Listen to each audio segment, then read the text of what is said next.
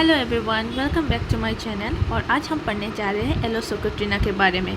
पिछली वीडियो में मैंने डिस्कस किया था a story about aloe socotrina, but this time we are going to discuss the thoroughly what is written in the book.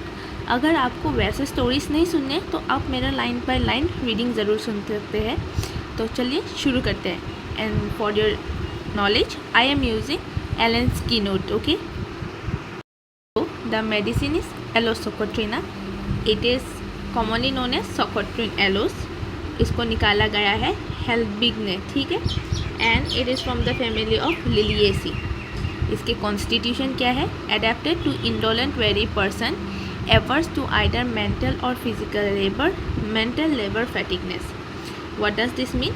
कि ये उन लोगों के ऊपर होता है जो कि लेजी टाइप ऑफ पर्सन है, उनको काम करना नहीं पसंद, उनका मेंटल और फिजिकल से लेबर करेंगे तो थकान आ जाती है, ठीक है, मेंटल लेबर फैटिगनेस. फिर old people specially women of relax and phlegmatic habit. ये कहाँ दिखने मिलता है? ओल्ड पीपल में, जो कि रिलैक्स काम स्टेट में रहते हैं, उन सब में दिखने को मिलता है.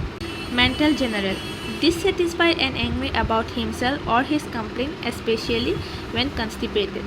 तो उनकी जो है ना गुस्सा या फिर उसका जो डिससेटिस्फेक्शन है वो बढ़ जाता है जब उनका कंस्टिपेशन होता है, ठीक है. Physical general, disease of the mucous membrane causes the production of mucus in a jelly like lumps from throat and rectum, affect mucous membrane of rectum. Extreme prostration with perspiration. इस physical में जो symptoms है उसका मतलब क्या है? तुम्हारा जो है ना म्यूकस मेम्ब्रेन, जो कि तुम्हारे बॉडी के इनर बॉडी में लाइनिंग है, उसमें एक्सेस म्यूकस प्रोड्यूस होते हैं जो कि जेली लाइक लम्प्स प्रोड्यूस करते हैं, ठीक है, तुम्हारे थ्रोट में एंड रेक्टम में. और उससे क्या होता है? तुम बहुत थक जाते हो और तुम्हारा बहुत पसीना आता है. Extreme prostration with प्रेस्पिरेशन.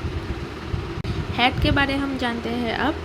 Headache across the forehead increases by every footstep with heaviness in eyes and nausea. ये तो आपको पढ़ के ही समझ में आ रहा है कि मतलब हर एक कदम में हर एक आप स्टेप बढ़ाओगे तो आपका हेडेक भी इंक्रीज होगा. विद नोजिया, वॉमिटिंग फीलिंग आपको महसूस होगी. Headache are worse from heat, better from cold application, alternating with lumbago after insufficient stool. यहाँ पे जहाँ पे लुम्बागो लिखा है ना, उसका मतलब क्या है? उसका मतलब है कमर दर्द, ठीक है. तो यहाँ पे ये बोला गया है कि जितना गर्मी बढ़ेगा उतना आपका सर दर्द बढ़ेगा. कोल्ड एप्लीकेशन से आपको राहत मिलेगी. कभी कभार ऐसा कमर के दर्द भी हो जाते हैं आफ्टर इनसफिशिएंट स्टूल, ठीक है. अब हम उसका गैस्ट्रोइंटेस्टिनल सिस्टम पढ़ने जा रहे हैं. तो first we have diarrhoea. Has to hurry to closet immediately after eating and drinking, with want of confidence in sphincter any, driving out of bed early in the morning. इसका मतलब है कि उनके जो है ना कुछ खाने पीने से उनको जल्दी दौड़ मार के बाथरूम जाना होता है. उन्हें ना रोक नहीं पाते. No confident in sphincter any. उनको सुबह सुबह मॉर्निंग डायरिया पता है, लाइक सुबह उठने के बाद ही, आँख खोलने के बाद ही उनको पॉटी लग जाती है, स्टूल लग जाती है. वही है driving out of bed early in the morning. फिर when passing flatus sensation as if stool with pass with it. मतलब जब गैस छोड़ते हैं, फ्लैटस मतलब पाद मारना या फिर गैस छोड़ना, जैसे कि आप जैसे नॉर्मली आपको कंफर्ट लगे बोलते हो.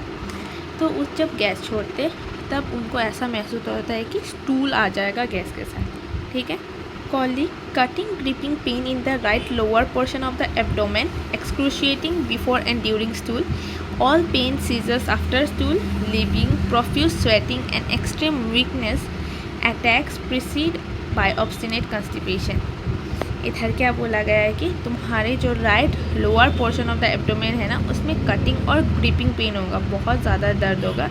बिफोर एंड ड्यूरिंग स्टूल, सारे दर्द ख़त्म हो जाते हैं तुम्हारे स्टूल होने के बाद. तुमको जब तुम स्टूल करोगे, स्टूल हो गया, उसके बाद क्या हो जाता है? बहुत थक जाते हैं. यही मतलब है तुम्हारा. प्रोफिस स्वेटिंग एंड एक्सट्रीम वीकनेस का मतलब भी ना तुम इसको बोल सकते हो एज एक्सट्रीम प्रोस्ट्रेशन विथ प्रेस्पिरेशन, ठीक है. नेक्स्ट पॉइंट हम डिस्कस करते हैं. डेट इज़ तुम्हारा फ्लैटस जो गैस छोड़ते हैं वो offensive, burning, corpus and much flatus with small stool, burning in the anus after passage of the flatus.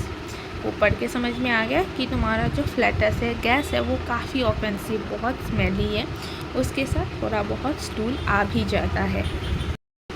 Solid stool and masses of mucus passes involuntary hungry during diarrhoea.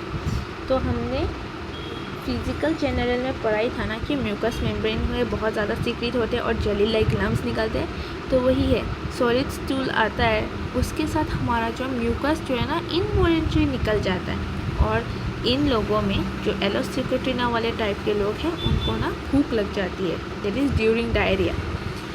During stool उनके पेट में rambling sound होगा, बहुत violent sudden urging है, पेट में फटा जा रहा है, बहुत हैवी फील हो रहा है, रेक्टम में वैसा महसूस होगा। फिर ड्यूरिंग स्टूल में है ना एकदम टेनेस्मस एंड मच फ्लैटस। टेनेस्मस मतलब क्या है, नीडिंग टू पास, ठीक है, इधर मैंने लिखा ही है। टेनेस्मस मतलब क्या है, नीडिंग टू पास, कि अभी छोड़ना ही है, ऐसा टाइप का। एंड मच फ्लैटस, गैस निकलता है, आपको पता है, ड्यूरिंग स्टूल। फिर आफ्टर स्टूल आप थक जाते हो, और उसके जो हेमोरॉइड्स है वो ब्लू है, ग्रेप्स के ब्रंच जैसा है, झूलता है, लटकता हुआ, एकदम एक साथ कलेक्टिवली बहुत सारे हैं, बंच ऑफ ग्रेप्स जैसे हैं, constant bearing down in rectum, मैंने जैसा झूलता हुआ, bleeding, sore, tender, hot, relief by cold water, ठीक है। आपने कोल्ड वाटर एप्लीकेशन कहाँ देखा, हेडेक्स, उन सब में भी काम आते हैं। और आपका अगर हेमोरॉइड्स हो जाते हैं तो उनमें भी कोल्ड वाटर एप्लीकेशन दे के अच्छा लगता है। Itching and burning in anus prevent sleeping.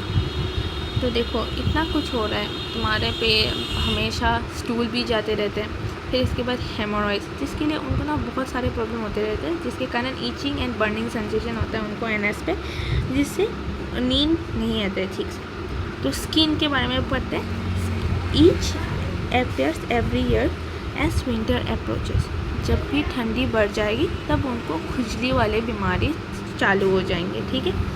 उनके मॉडलिटीज़ क्या है, aggravation, early morning sedentary life, hot dry weather, after eating and drinking, standing और वॉकिंग। तो किस चीज़ से, एग्रावेशन का मतलब है किस चीज़ से और भी ज़्यादा प्रॉब्लम बढ़ जाता है, तो मतलब सुबह सवेरे बढ़ जाता है। देखो सुबह सवेरे उनका मॉर्निंग डायरिया है तो उनके लिए ये तकलीफ ही है ना, तो सुबह सवेरे बढ़ जाता है। सेडेंटरी लाइफ मतलब जो बैठे रहते हैं, बैठे रहने वाले के लाइफ में ऐसा होता है।